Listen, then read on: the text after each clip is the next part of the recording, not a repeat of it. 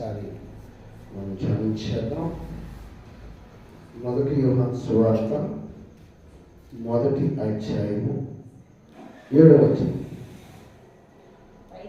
అయితే ఆయన వెలుగులో ఉన్న ప్రకారం మనము వెలుగులో నడిచిన యెడల మనము అన్యోన్య సహవాసము గలవారమై ఉందుము. అప్పుడు ఆయన కుమారుడైన యేసుక్రీస్తు రక్తము ప్రతి పాపము మనలను పవిత్రులుగా చేయును. దేవునికి స్తోత్రం కలుగును గాక. ప్రియులారా, యేసు రక్తం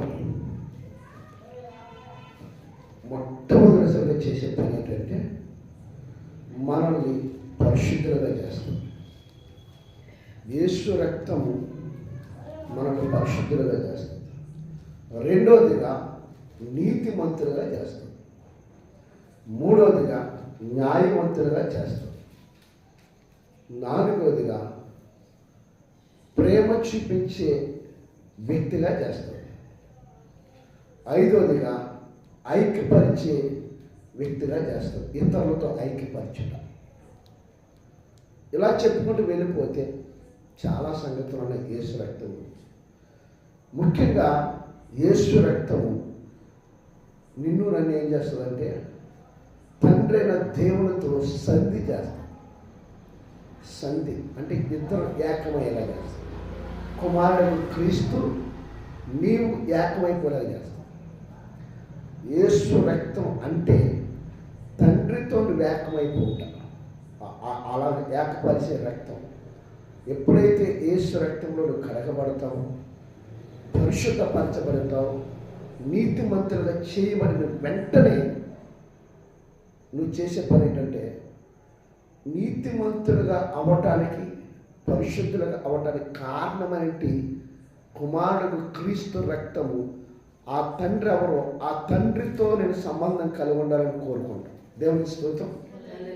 ఆ సంబంధం అనేది చాలా గొప్పది, చాలా ఉన్నతమైనది. దేవునికి స్తోత్రం.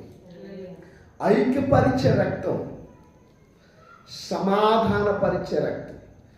కేవలము తండ్రితోనే ఐక్యత కాదు, సంఘముతో ఐక్యపరుస్తుంది, భార్య భర్తలు ఐక్యపరుస్తుంది, తల్లి కూతుర్ని ఐక్యపరుస్తుంది, తండ్రి కూతుర్ని ఐక్యపరుస్తుంది, తండ్రి కొడుకుని ఐక్యపరుస్తుంది, తల్లిదండ్రులు ఐక్యపరుస్తుంది, సంఘంలో ప్రతి వారితో ఐక్యపరుస్తుంది, స్నేహితుల్లో కూడా ఐక్యపరుస్తుంది, నీ తోటి వారితో నేను ఐక్యపరుస్తుంది, నీ చుట్టూ ఉన్న వారితో కూడా ఐక్యపరుస్తుంది.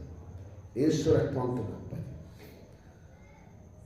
అలాగే యేసు రక్తము సమాధానపరుస్తుంది. ఒకవేళ మన స్నేహితులు లేకపోతే సంఘములో ఎవరైనా, లేదా భర్త లేదా భార్య లేదా కొడుకు కూతురు ఇలాగా మధ్యన ఏదైనా చిన్న చిన్న వివాదము, చిన్న చిన్న కోపతాపాలు ఉన్నప్పుడు ఒకవేళ నేను పడకపోయినా ఖచ్చితంగా నా బిడ్డ పడతాను. ఒకవేళ నా బిడ్డ పడకపోయినా నేను పడతాను. దేవుని స్తోత్రం. దీన్ని సమాధానపు పరిచే రక్తం.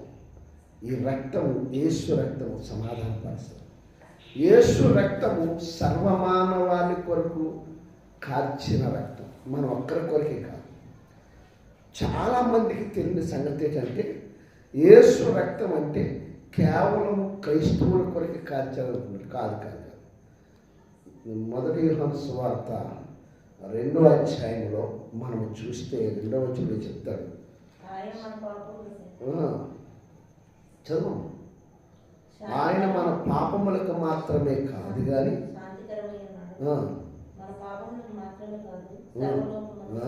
సర్వలోకమునకు, అంటే ఆయన రక్తం కార్చి సర్వలోకాన్ని శాంతిపరచ, అంటే సర్వలోకములో నుండి ప్రజల యొక్క పాపాలు, వారి దోషాలు, వారి శాపాలు, వారి అతిక్రమలు అన్నీ, వారి వ్యసనాలు, వారి బాధలు, వారి శ్రమలు, వారి కష్టం, వారి దుఃఖం యేసుక్రీస్తు రక్తం ద్వారా తీసి ఆయన మీద వేసేసుకున్నాడు. ఆయన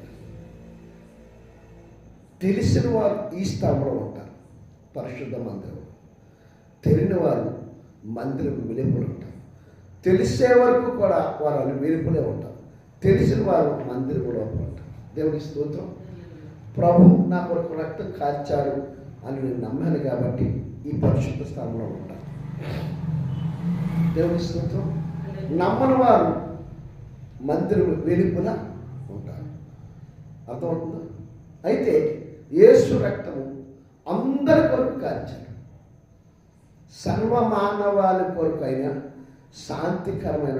ఒక మాట ఏమన్నాడంటే మన పాపం మాత్రమే కాదు, అంటే మన కోసమే కాదు కానీ సర్వలోకములో ఉండి సర్వజనుల కొరకు ఆయన శాంతికరణ.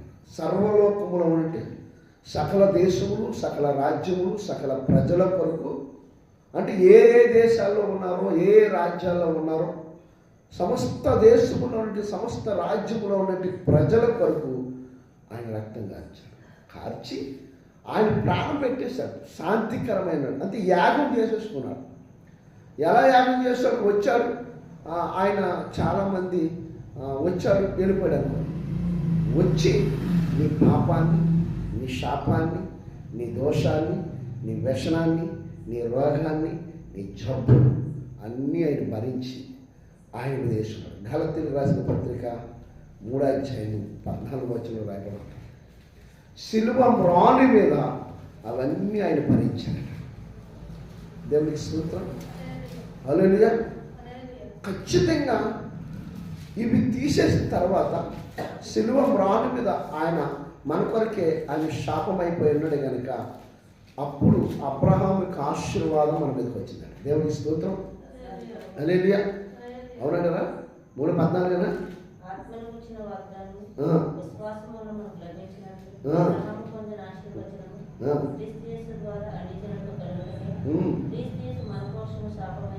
ఆమేన్. హల్లెలూయా. అబ్రహాం మనకు తండ్రి అండి. అబ్రహాం యొక్క ఆశీర్వాదము ఒక ఇస్సాకుకే కాదు, ఒక ఇస్సాకుకే కాదు, యాకోబుకే కాదు, యోసేపుకే కాదు. ఈరోజు నువ్వు అబ్రహాము కుమారుడివే అన్నాడు యేసు ప్రభువు. సువార్తల్లో జక్కయ్యని, పొట్టి జక్కయ్యని, నువ్వు అబ్రహాము కుమారుడు, నీ ఇంటికి రక్షణ చెందిరా. యేసు రక్తంలో కడగబడి ప్రతివారు కూడా ప్రభునామం బట్టి రక్షణ పొందిన ప్రతివారు కూడా, ప్రభునామం బట్టి రక్షణ పొందిన వాళ్ళని ఎందుకని చెప్పనా, ప్రభునామం బట్టి ప్రార్థన చేసి వాళ్ళని ఎందుకందని చెప్పనా, ఆల్రెడీ క్రీస్తు వారి కొరకు రక్తం కార్చేశాడు, కొత్తగా కార్చక్కర్లేదు. అందుకనే యేసు రక్తం చేత నువ్వు కడగబడ్డావు కాబట్టే ప్రభునామం బట్టి ప్రార్థన చేస్తున్నావు. ప్రభు అది కూడా అన్నాడు, ఎబ్రిల్ రాసిన పత్రికలో ఏమన్నాడు? ప్రభునామమును బట్టి ఎందరైతే ప్రార్థిస్తారో వారందరూ రక్షించబడతారు. రోమిలకు రాసిన పత్రిక 8 చెప్తారు. దేవునికి స్తోత్రం. అందరూ రక్షించబడతారట. అలాగే ఎవరైతే ప్రభునామం బట్టి ప్రార్థన చేస్తారో వారు ఖచ్చితంగా రక్తంలో కడగబడారని అర్థం. యేసు రక్తంలో కడగబడారని అర్థం. యేసు రక్తంలో కడగబడకపోతే వాడు ప్రార్థన చేయలేడు. వీడికి బాప్తిస్మం అక్కర్లే, జక్కీకి బాప్తిస్మం లేదు. ఉన్నాడా? ఒట్టి జక్కీకి బాప్తిస్మం ఉంటాడు లేదు, ప్రభుత్వం ఉన్నాడు. దేవుని స్తోత్రం. కుడివైపు ఉన్న దొంగకి బాప్తిస్మం అక్కర్లేదు, ప్రభుత్వం ఉన్నాడు. ఇంకొక మాట ఏమంటాడంటే, పెళ్లి కుమారుడు మీతో ఉండగా ఉపవాసం ఎందుకు? దేవుని స్తోత్రం. యేసు రక్తంలో కడగబడ్డ వాడికి బాప్తిస్మం అక్కర్లే, ప్రభునామం ప్రార్థన చేస్తే మనం రక్షించబడతాం. దేవుని స్తోత్రం. యేసు రక్తము సర్వ రోగములకు విమోచనైంది, స్వస్థత, విడుదలిచ్చే రక్తం. ఏ తెగులు వచ్చినా ఆ తెగుల్లో నుంచి విడిపించగలరు. దేవుని స్తోత్రం. ఇంకొక మాట చదువు, రోమిలకు రాసిన పత్రికలో ఒక మాట ఉంటాడు, 5:9. అక్కడ చాలా చక్కని మాట చెప్తాడు ఆయన మాట.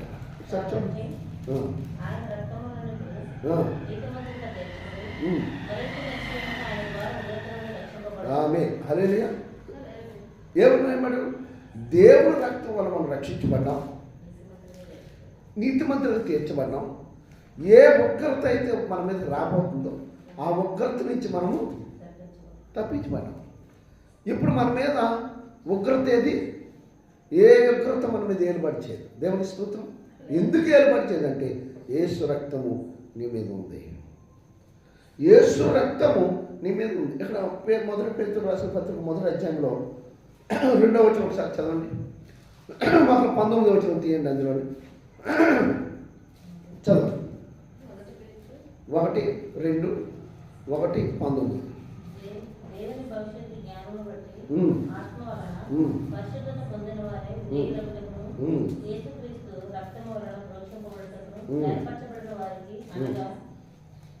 పొంతు కల్దీయ ఒబోదీమ ఆసియా బితునియా అనే దేశమందు చెదరని వారిలో చేరిన యాత్రికులను శుభమని చెప్పారు. ఆమేన్. హల్లెలూయా. అంటే వారికి ఒక విడుదల వచ్చేసింది. అదే శుభం. ఎలా వచ్చింది? క్రీస్తు రక్తం ద్వారా అనేక ప్రాంతాల్లో ప్రజలు విమోచించబడ్డారు, విడుదల పొందేశారు. ఈరోజు నువ్వు యేసు రక్తంలో కడగబడ్డా కాబట్టి నీకు విడుదల వచ్చేసింది. ఆ 19 వచనంలో చెప్తున్నాడు చూడండి. అనగా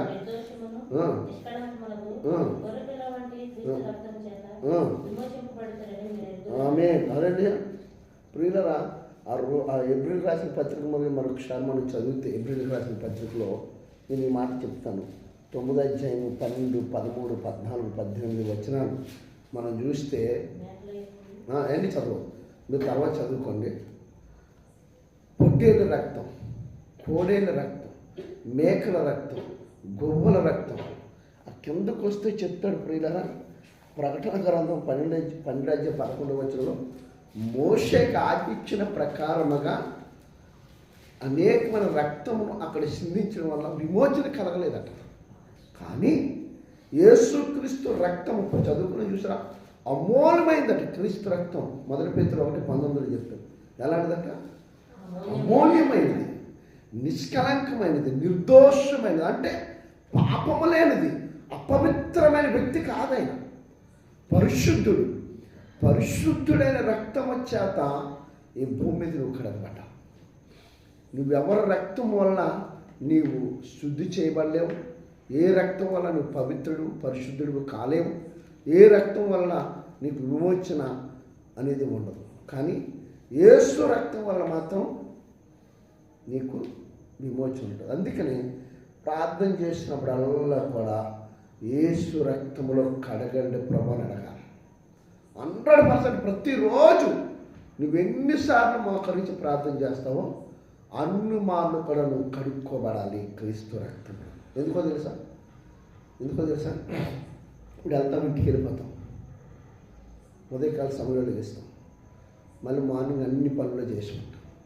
ఈ మధ్యలో అనేకసార్లు మనం పడిపోతాం. చూపుల్లోనూ, తలంపుల్లోనూ, మాటల్లోనూ, ప్రవర్తనలోనూ, నడవడికలో మనకు తెలియకుండానే పడిపోతాం. భర్తతోనూ, పిల్లలతోనూ, నా అమ్మతోనూ, సంఘస్థులతో, బయట వారితో ఎక్కడొక్కడ పడిపోతాం. సో పడిపోయినప్పుడు ఏమైపోతే దేవుని దృష్టికి ఏమనే వ్యక్తిగా అయిపోతాం, అపవిత్రుడు అయిపోతాం. అపవిత్రుడు కాకుండా ఉండినట్లే యేసుప్రభువు ఎప్పుడు నా రక్తం నీ కొరకు సిద్ధంగా ఉంది. అదే నువ్వు అడుగు, నేను నిన్ను కలుగుతాను.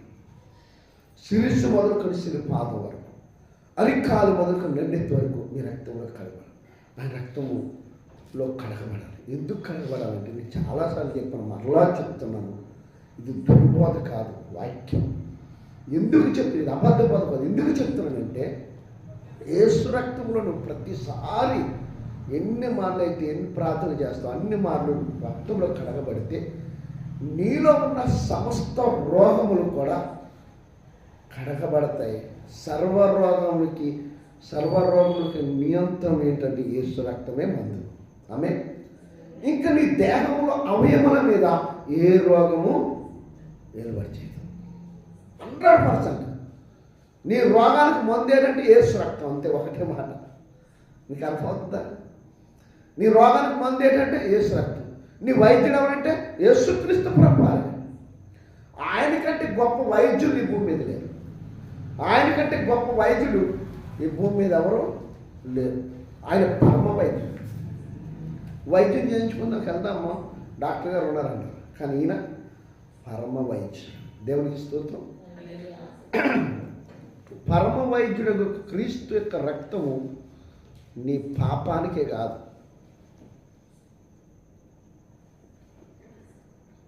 నీ రోగానికి కూడా మందది. దేవునికి స్తోత్రం. నీ పాపానికి, నీ రోగానికి, నీ వ్యసనాలకి, నీ శాపానికి, నీ దేహానికి, అన్నిటికీ మందు యేసు రక్తం, యేసు రక్తం అంతే. యేసు రక్తములో దినదినమును కడగబడితే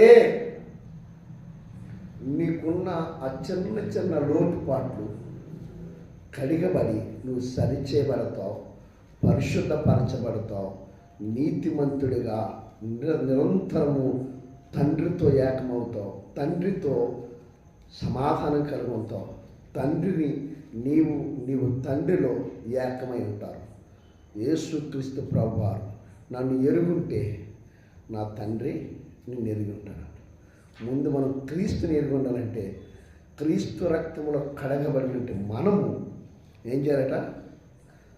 యేసు ప్రభువును ప్రేమించాలి, ఆయనతో సమాధానం కలిగి ఉండాలి, ఆయనతో ఎల్లప్పుడూ సంధి చేయబడాలి, ఆయన సన్నిధిలో విజ్ఞాపించాలి, ఆయన సన్నిధిలో ప్రార్థించాలి, ఆయన పాద సన్నిధిలో నీ కన్నీళ్లు విడవాలి.